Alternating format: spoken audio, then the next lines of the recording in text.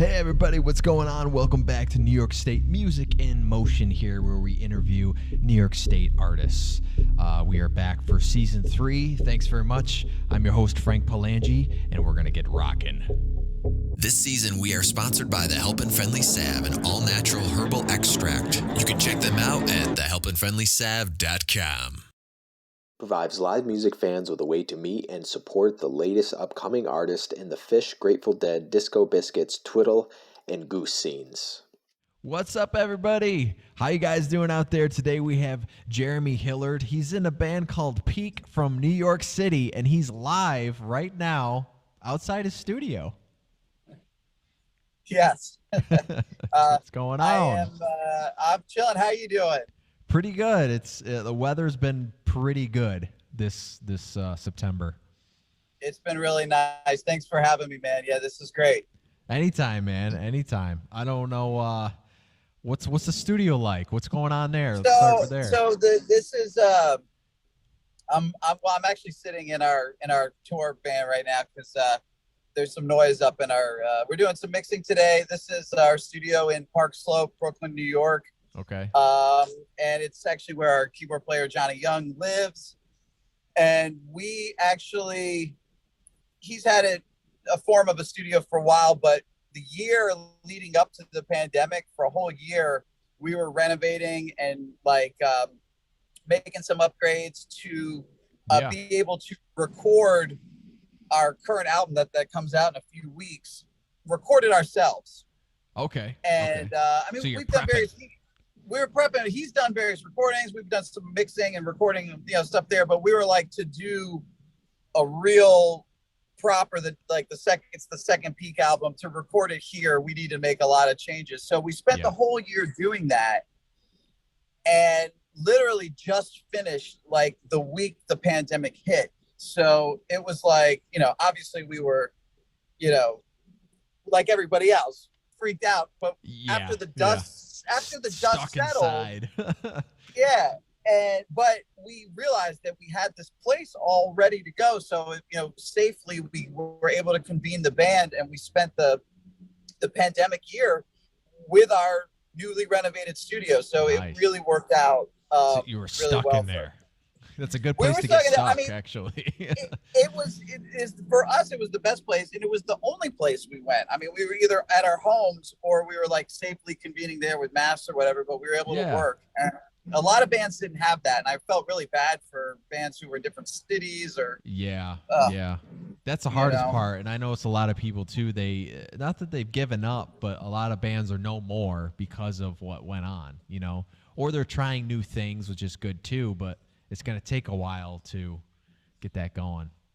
It's still really weird. I mean, we, fast forward to the end of the pandemic, and it's not over, but like when it started to get a little bit better and reopen this summer, we started booking, and we did book, and, a bunch of shows and stuff, but then some of those got canceled because of the Delta variant and stuff. So it's like, I think we still got a long way to go. We're happy to be like half or 3/4 out there doing stuff again, but it's still scary for sure. On some level. Have you guys moved to online shows from your studio? Have you did those? Well, we did those, and that was mostly we recorded an album, but we did 4 live from the studio things, which are on our YouTube channel. Okay. Yep. And which were like I seen one of them. Okay, so that was the studio that you're talking about. That was live from our studio, so we wouldn't have been able to do that had we not finished our studio in time. So that was a benefit, and that was they were great while they happened. Now it's like, get us in front of some people. Give me something to do now. Yeah. So folks tuning in, you are a singer and the guitar player to the band. Sing and play guitar. Johnny also sings and plays keys, and Josh sings some on bass and do some 3-part stuff. But it's just a 4-piece. So singing and playing guitar, and do you guys all write the music together, or do you write stuff and then say, this is what I got and let's put it together? Given the opportunity, we write together. So we did that in when did we do that? In January. We've only done a little bit of that because we're so busy. So I write. I made the first Peak record before I met these guys. So that was all me, those 13 songs. And then I've been working with Johnny in a songwriting partnership since we started working together, and to have a lot of tunes. And then, when the other guys are around, we had one writing session. We got 3 songs out of that. So that's a question of timing, but we're always writing a lot of the, I write a lot. So I'm always, I've got stacks. Yeah. So yeah, sometimes it's hard, it's like I got 20 new songs. I have to pick one to bring into the band. So it's like, how it is. So, and you can't always write, you can't always force yourself to write in that moment. You know what I mean? It's like, we can get together and let's do a writing session on Thursday at 3 p.m. Doesn't mean you're going to be creative that second. You know what I mean? Not necessarily. The process has to breathe. It's definitely true. And, there was a little bit of remote writing, which is like, if you come up with a good idea, send it to me.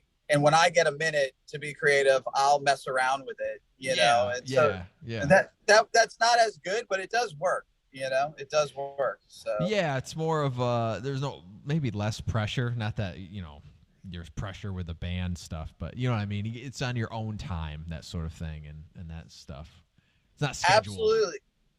Absolutely. I mean, the one, this is a little anecdote, insight into, when Johnny and I are writing, this has happened we have a single coming out tomorrow called Starlight Child. And this is an example of this. And, but we'll, he's really great with chord progressions and like instrumental hooks and like themes and stuff like that. And I'm a big like lyric guy. So Starlight Child that comes out tomorrow, that was a song that I was working on in my head. Like lyrically, I had an idea, and I remember I was driving around, I was doing stuff I had to do, and I was working on it. And I got to a certain point where I was like, all right, I'm ready for some chords. And I just texted him, can you send me a circular progression that starts on D minor? Yeah. circular. He likes circular progressions. He's taught me about those that create an unresolved sense of. Well, it's not that. It's like a circular chord progression feels unresolved, so it never like. Oh yeah. Yep. So he's taught me about those. So I was like, send me one.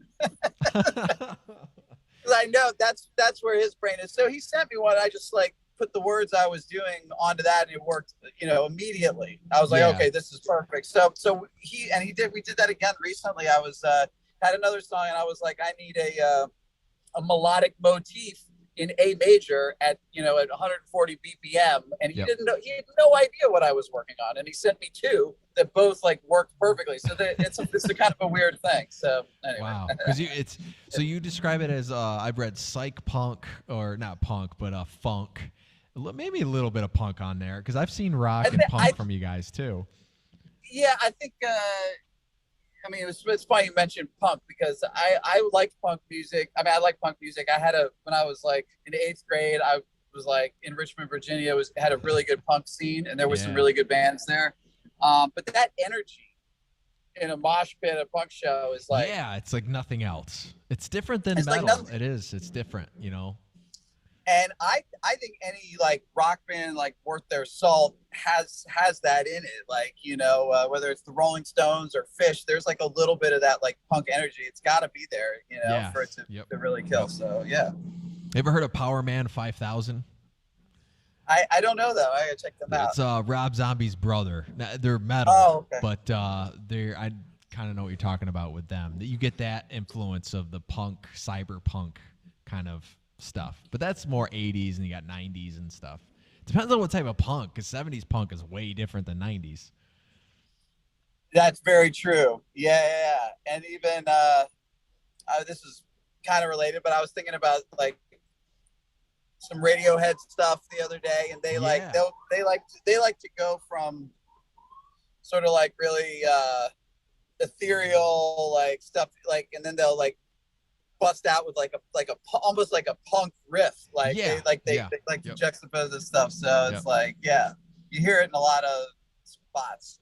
So what year did the first record come out? And it's available on iTunes and all those good places, right? So people can check it out. That was that came out in 2018, and I was playing with some other people, and Dave Brandywine from Turquoise produced it, and has 13 songs called Electric Bouquet, and that was that took several years to start this band. And okay, I wasn't sure if that was the first record or not, because I'm like, I think that's the most recent, but that is it. And the one that's coming out October 14th, Choppy Waters, is the second record. And I was gonna say, like, this lineup, you know, this lineup formed with Johnny Young and Josh Carter on bass and Keto on drums was like, it became more of like a collaborative, like a real, you know, kind of band situation.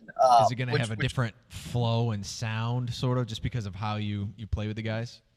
Absolutely, yeah, because everybody was so you know, so involved in trying to, you know, create the record. Absolutely, you know, and it's an amazing thing. You know, it's amazing. I'm sure, you know, when you make songs, or when I like make a song by myself at home with like some drum beat or whatever, and you can hear the song. Song's fine, but it's not the same as when you have like a talented, creative, dedicated drummer like working on the record, like creating the, you know, it's like it's incomparable. You know, so that's how I do it too. Because do you play all the instruments too? When I'm like writing? Yeah. Yeah. Some better than others. You know, I don't play the drums. I just I just use whatever like Logic has. You can program it and all that good stuff. Yeah. Sometimes it's embarrassingly bad, but you know. Well, it's like, I went through that where it's like, here's the idea, guys. Don't mind that everything is off tempo. You know what I mean? Because the guy goes, the song's good, but you know, your guitar is way off tempo. And I go, don't worry about it. Just play to the click. I'm deleting it all. Oh yeah. So no, I'll apologize from demos, usually for like the sounds, like or the beats. You know, sometimes I'm like, that beat is not that hip, but you get the idea. Make it cool now. So But it's very important, because even for me, like, I do all my own mixing and production stuff now too, but I always outsource it to a drummer to put that style and stamp on whatever the idea is. And then I kind of, you know, obviously one instrument at a time, you got to put it together. But like you said, you hear, it's so weird. You hear what the song is. You're just trying to get there. You know what I mean? It's like, I hear this in my head. I'm going for this sound. Probably you guys, right? On your new record, you have a certain vision, a certain direction, and you're like, we got to get there. You know what I mean? Once you record it, you know it, you have it, or you don't. Sometimes you don't. Yeah, no, it's true. The demo process is very much about the song, and can you hear that it's working or not? Yes. You know, and sometimes I gotta, you know, sometimes some people can hear it, some people can't. But you know, but yeah, as long as I can hear it and I believe in it, I'm like, no, this is gonna work. That helps. Yep. But as far as getting the right sounds, what you're saying, the struggle to get the record done for us, this was the first time we tried to mix it ourselves. Now Johnny's a talented mixer and has mixed a lot of stuff, but I've always worked with a producer and I know less. So during the course of the pandemic, when we were doing our mixes in his place, and let me say, he's blind, so he works on a analog board. Really?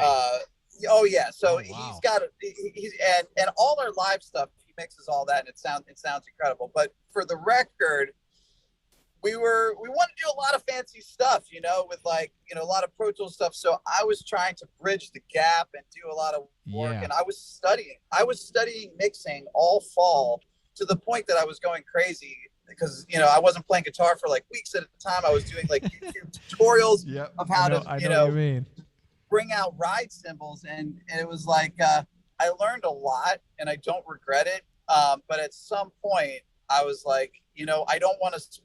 There are guys who spend their lives doing this, and do you do one or the other? How far down the rabbit hole do I go? You know, and some of the stuff is like what I realized on YouTube and all that. You can watch it and you can do it and you think it's right at the time, and then you look back and you go, that's not 100% how it's done. You know what I mean?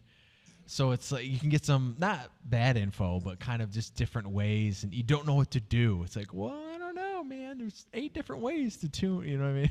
It comes down to trial and error. Yes, you know? And that takes a lot of years. It takes so many years. I give you guys props. Well, we got far, and the learning was good because I listened for different things now. I learned a lot about the sound of a kick drum. Yeah, where the frequencies lie, stuff to stay away from, and oh yeah, all that stuff. But in the end, we got Jocko from More Sound in Syracuse, New York. I don't know if you know him. That's like 3 hours for me. Yeah, it's like 3 hours for me. But he mastered the first record, and I'd never had to have him mix anything. But our bass player had, and we got him to do it, and he hit it out of the park. Nice. And sometimes it's easier that way. It was, and we saved a lot of the money by recording it. We tracked everything ourselves. Yes. So that was it was doable by doing it that way. And in the end, and I would probably do it again that way, which is track everything and then have someone else mix it. So but it was a struggle. I mean, mixing is hats off to people who can do that. A lot of hours sitting down and figuring out stuff. I remember one time I was sitting down for 5 hours listening to something on these drums or something I was mixing, and I go, I can't get this right for some reason. And then your ears trick you after a while, so you got to take breaks and all this stuff. And then 2 weeks later, you listen to it and you go, "Oh, I hear exactly what's wrong with it." You just. There's a lot of that. Yeah. You mix your own stuff. You're able to get to the point where you're happy with it. Yeah. I've mixed my last 2 EPs and a third one that hasn't come out. But before then I used producers and all that kind of stuff. And I'm just the budget thing, especially for independent artists and things. I go, I love it, and I have to save money somehow. I can't keep throwing all this stuff out. So I guess I was kind of forced into it, but I like it. It's a real tricky one, and and it depends on the recording and stuff like that. We're lucky to do all our live mix. That's what we're doing today, is mixing a live show, and we're lucky to not have to outsource that, because Johnny does a really great job mixing the live stuff. So your new single, let's go to that, the one that comes out here. That's off the record, right? It's not just a side single. No, it's off the record, and we're making vinyl. I should mention that we have a pre-sale via Kickstarter to try to raise some money back. Okay. And we're almost. It ends Thursday at noon, and we're at like 95%. So we're gonna make it, and nice.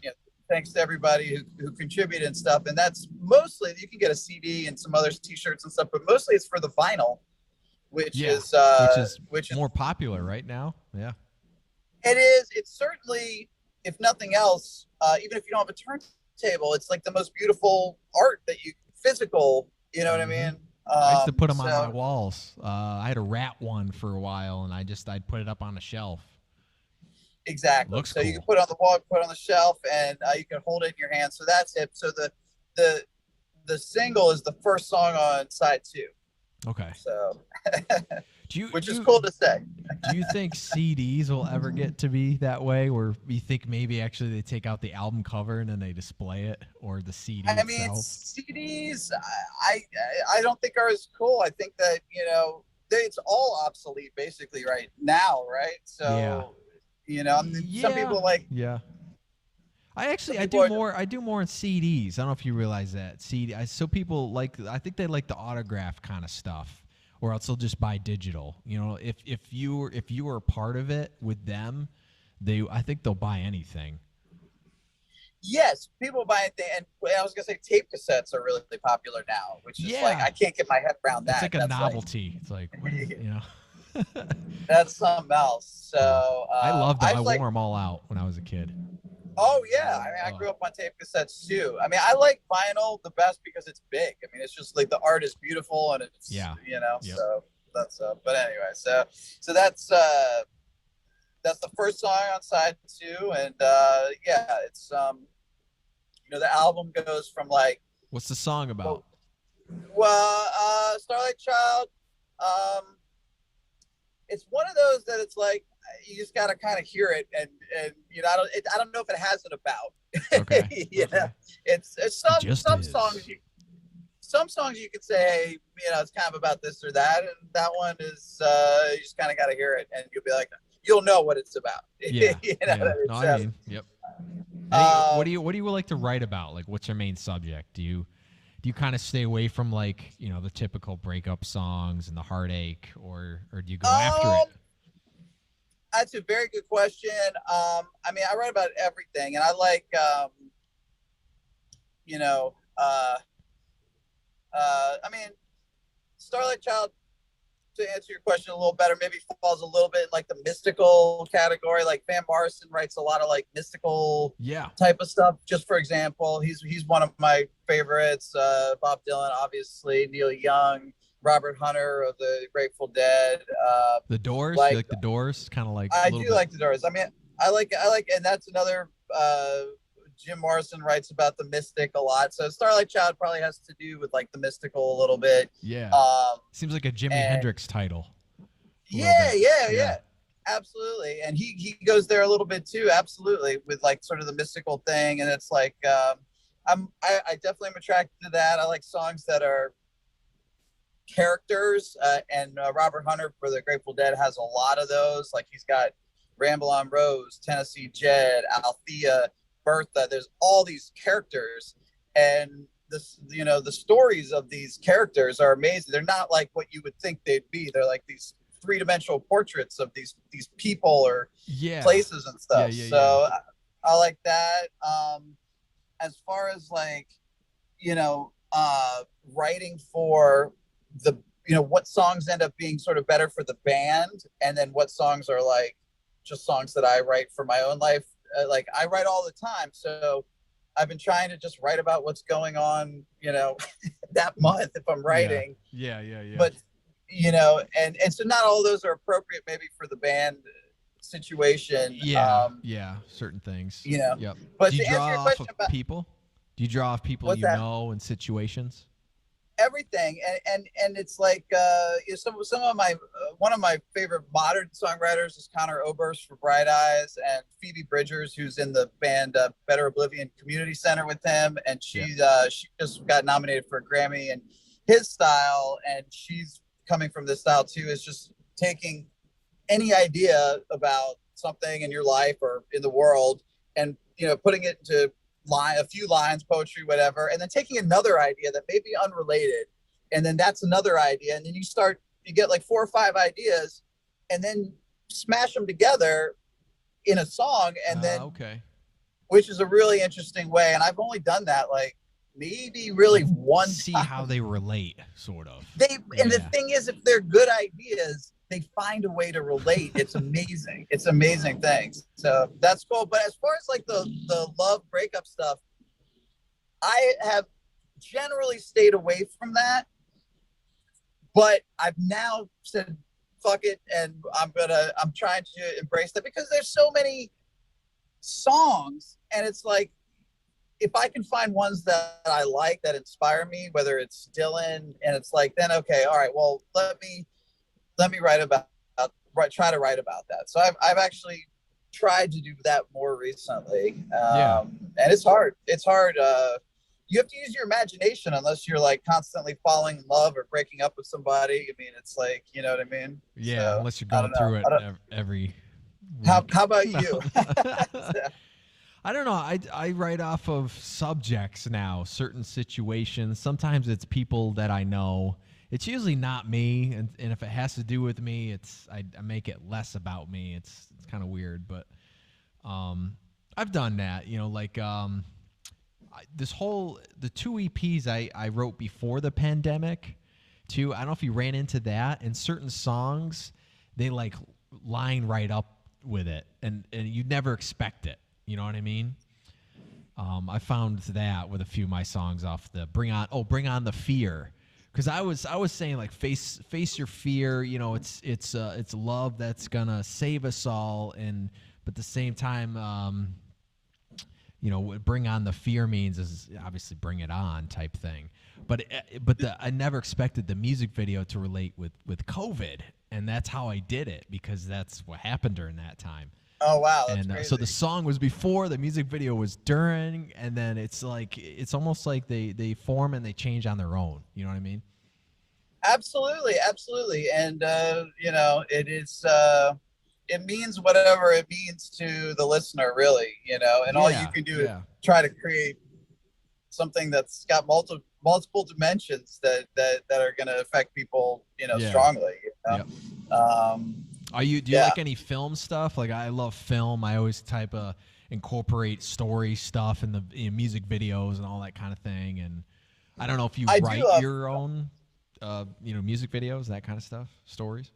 No, well, we have one music video we have a lot of live videos, but one true music video for a song off of, which is my friends did that, who I thought they did a great job, and they did it. And I kept trying to be like, well, what about this and that? And they were like, dude, we got this. let's just do it. Yeah, which was the right. You're going to be in the desert wearing this. Which honestly, they knew what they were doing. So that was fine with me. They did a great job. So, I do love film, and I love like people who can do it. I don't know if I have that. I'm not that great at that, or I've never really tried. So, but I'd love for them to do another one, or us to have another one off this album. And I didn't even pick that song for them. I think I gave them like 3 off the album. I was like, which one of these 3 do you think? And they picked that one. So I don't even know what song to pick. So, okay. But I mean, if it's a good song and a good video artist, should be able to figure it out, I guess. Yeah. So, you get an idea, you start to roll with the ball. Yep. That's what I like. It's cool. We have one song on the album that Johnny sings. Called, I wrote the words. So he sings a few on the album. I wrote the words that "It ain't over till the credits roll," which is the lyrics. The story takes place as a movie. Starts with the opening scene, and anyway, so there was that's more of a song. Yeah. I mean, it is a song, but like, I don't know anything about the video side, but we tried to cram a movie into the song. So yeah, that's the one maybe you want to make someday. maybe that could be cool. That's true. But like you said, if your song and your video took on its own meaning with COVID, like, it's, who knows? It's like, if it's a good idea, it'll find its way to, to something interesting. I agree. What do you do on your downtime? I don't. Music. I really, seriously. I mean, that's the blessing and the curse. I mean, you obviously have to do a lot of sacrificing to do what we do, as you're talking about. It's at times daunting if you stop to think about it. Yeah. But the upside is that I'm never bored. I don't ever need a vacation. I'm just like I just love doing this. So as long as see new places, meet new people, that sort of thing too. Yeah. It's cool. What do going back to the studio stuff? So you, between your first record and this record, are you using the same gear, same guitars, or do you kind of going for a different sound? Like you said, maybe you work on upgrading, some of your stuff. And that's a good question. My rig is basically unchanged. I was recording the guitar in a different room. We had some trouble with it's New York City, and there's a lot of electronic noise that's in the air. So we had some issues dealing with that. But no, I have a vintage gear. So I have a 1968 Deluxe Reverb Fender amp. Okay. And I have a 1967 Gibson 330 guitar. So really, it's just about capturing those things, doing their thing. I mean, I do use delays and distortions and different stuff like that. But the more pure sound out of these beautiful instruments that we can capture, we went to we bought an organ.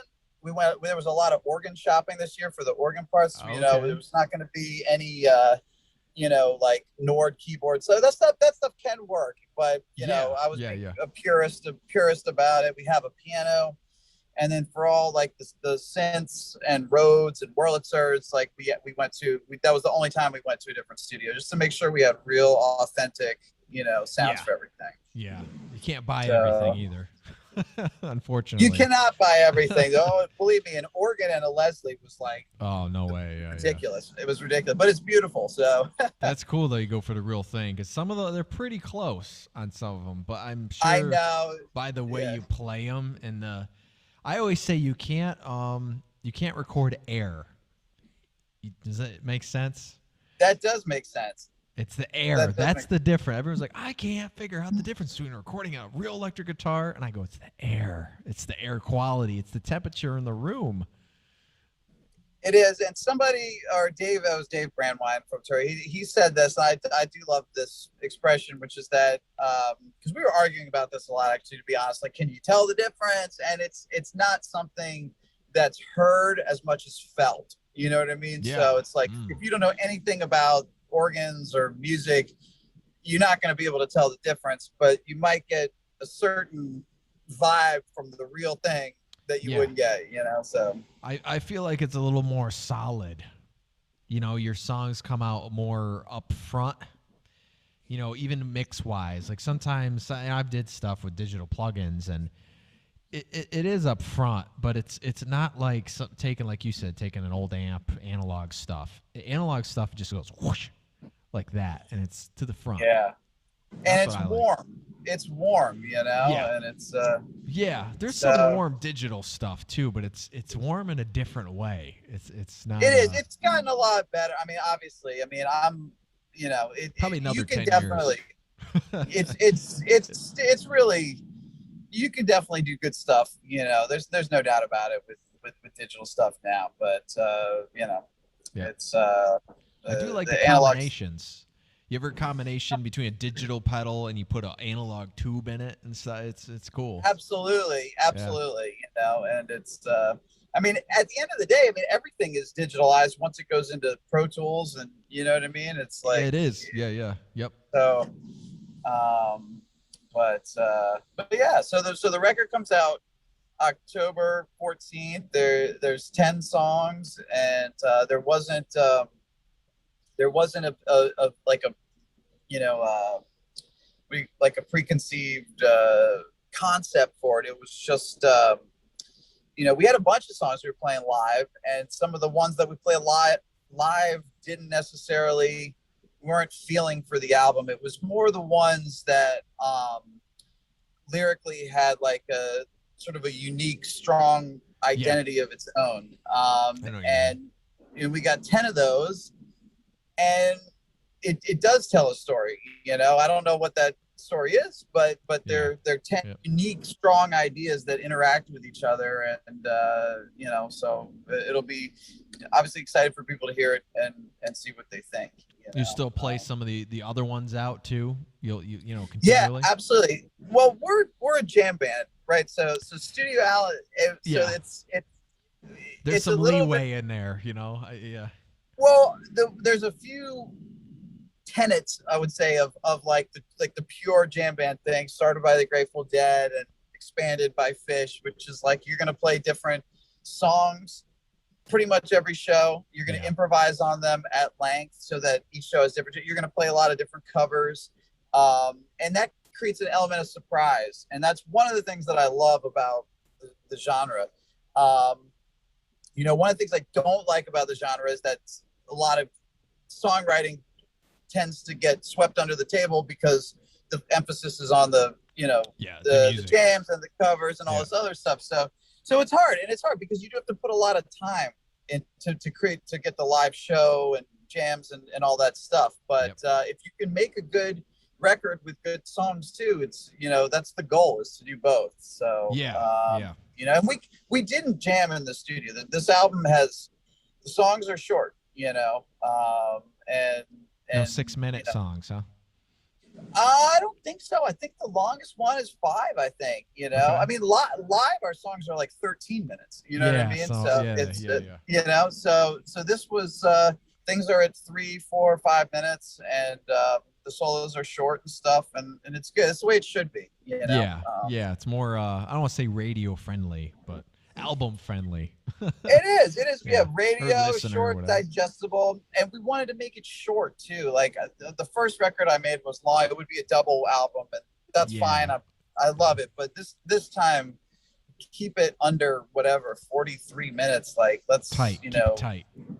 Just because you can digest it. Like when I listen to records, like on a 45-minute car ride or workout or walk, like you can hear the whole thing and be like, I got it. And I think that's the way to go. Yeah. Records. So I appreciate it.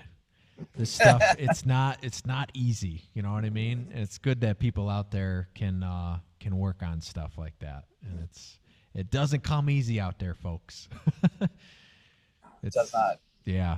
It's like there's an unspoken amount of, we know like how much work goes into it, and it's so weird. You can never explain it to somebody. I've always tried to, but you just until you do it, I guess you just don't know. You know, that's what I'm getting at.